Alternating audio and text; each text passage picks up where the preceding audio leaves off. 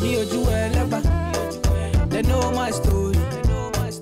Hey everyone, welcome back to my channel. This is a really quick video. I am going to be showing you how I cut my client 36 inches soft locks. And I'm sorry guys, I haven't really posted in about a week. That's because of I'm relocating, so I do have a lot on my plate, but this is a really short video, so I felt like I could just post this one. As you can see, I do have the link to the original tutorial for this style. So my clients have had this hair for I think a month plus now, and that is how it's looking currently. So right now I am going to go ahead and cut my client's hair. Again, like I said, when you get a hair that is really long, like the soft locks, right, you can just rock it, butt length. Sorry guys, my voice. You can just rock it for like a month, your butt length, and then after a month or after a few weeks you can just go back to like waist length, and then you can go to mid back, and depending on how long or how short your hair is, you can go as low as bob. So again, this is a really nice hairstyle, very soft, very lightweight. Again, my client, this is our first time ever getting a hair that was like past her waist or even a long hair period. So for her to even have the hair on for like a month, that's to show you that this hair is very lightweight, and trust me, you're not going to feel anything about it. You're not going to feel any type of weight at all. But again, even if you do, you can always cut it and it's not going to unravel. That is a fact. So that is one of the benefits of having a hair this long. You can get it long and then cut it when you get tired of the length, and then just keep going shorter and shorter as you please. And after that, I cut it after doing her touch-up for her. I don't know why I didn't show you guys the touch-up video. Let me see. Oh, I think I did after. I'm not really sure.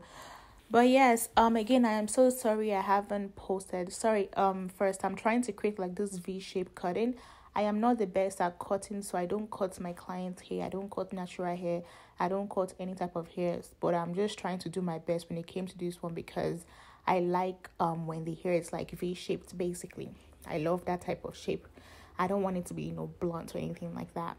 Again, I am so sorry I haven't posted. I would be sure to update you guys, after I move, and I'll just try to, be consistent. It's gonna be a really tough month of February, but I don't know. We'll see. So now I am about to touch up my client's hair. I was showing her a picture of how I cut it just to see if she likes it, and then I went ahead and just cut some more, just trying to be perfect. I mean, I'll just try my best, guys. Again, I don't really cut, but usually my clients would do this step for themselves, but she wanted me to do hers, and I was like, sure, why not? So this is how it's looking like right now. I'm going to go ahead and I think do wrap around and do a touch up, and I hope I show you guys that video. I'm not really sure, but we'll see as the video goes. But the main point is showing you guys how this hair went from 36 inches to about 30 inches and how nothing is going to unravel. So now I am done doing a touch up for her front. She only did the first 2 roll in the front touch up.